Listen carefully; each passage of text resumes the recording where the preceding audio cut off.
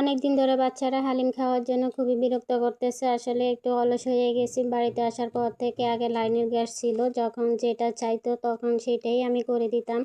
বেশি একটা দেরি করতাম না। অনেক কেক বানাইতাম, হালিম রান্না করতাম, আর বিভিন্ন খাবারে আমি রান্না করতাম। চটপটি বলেন, যে কোনো খাবার। আমি কিন্তু বাইরের খাবার বাচ্চাদেরকে বেশি একটা খাওয়াইতাম না। ঘরে তৈরি করে নিজের হাতে ভালো করে একদম স্বাস্থ্যসম্মত রান্নাটা করে বাচ্চাদেরকে খাওয়াইতাম। লাইনের গ্যাস থাকলে যা হয় আর কি, যখন যেটা যেভাবে চাইতো বাচ্চারা সেটাই করে দিতাম। কিন্তু বাড়িতে আসার পর থেকে গ্যাসের যে দাম, গ্যাসের দামের কথা দিয়ে চিন্তা করে অনেক কিছু করতে চাইলেও করতে ভাল লাগে না। তো যাই হোক, এখন রাইস কুকারে কিছু করি, কিছু গ্যাসের চুলায় করে। তো এই পর্যায়ে আমি কিন্তু রাঁধুনি মিক্সার হালিমটা রান্না করব আজকে। তো এখান থেকে আমি দুইটা প্যাকেটের মধ্যে, একটা প্যাকেটে তো মশলা থাকে আর একটা প্যাকেটের মধ্যে মিক্সারটা পাইলাম। তো মিক্সারটা ভিজিয়ে রেখে 1 ঘন্টার জন্য অপেক্ষা করলাম। আর এখান দিয়ে আমি কিন্তু যা যা লাগবে সব কিছু কেটে ধুয়ে পরিষ্কার করে নিতেছি। এখানে আমি গরুর মাংস নিয়েছি প্রায় আধা কেজির মতো। একটু বেশি করে রান্না করব, নিজে আমি কোনো কিছু একা খাই না।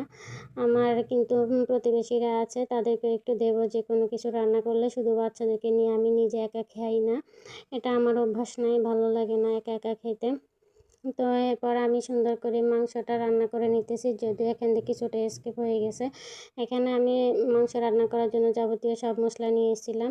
আদা রসুন, তারপরে সব কিছু, জিরা বাটা, তারপরে যাই এখানে পেঁয়াজ কুচি, সব কিছু দিয়ে মাংসটা রান্না করলাম। সব ধরনের মশলা দিয়ে হালিমের মশলাটাও দিয়েছিলাম। তো মশলাটা কষিয়ে পরিমাণ মতো পানি দিয়ে রান্না করে নিয়েছি। আর এখানে একটু সুন্দর করে একটু সাজিয়ে নিতেছি। তো এখানে পেঁয়াজ বেরেস্তা করে নিয়েছিলাম আগে। তারপর এখানে কাঁচামরিচ কুচি আর ধনিয়া কুচি, তারপর আমি বিলেতি ধনিয়া পাতাটা দিয়েছিলাম, কারণ এই সিজনে এমনি ধনিয়া পাতা পাওয়া যায় না।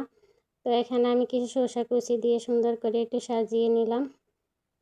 এখান থেকে 1 বাটি আমি আমার চাচা শ্বশুরকে দেবো, যেহেতু আমার নিজের কোনো শ্বশুর নাই।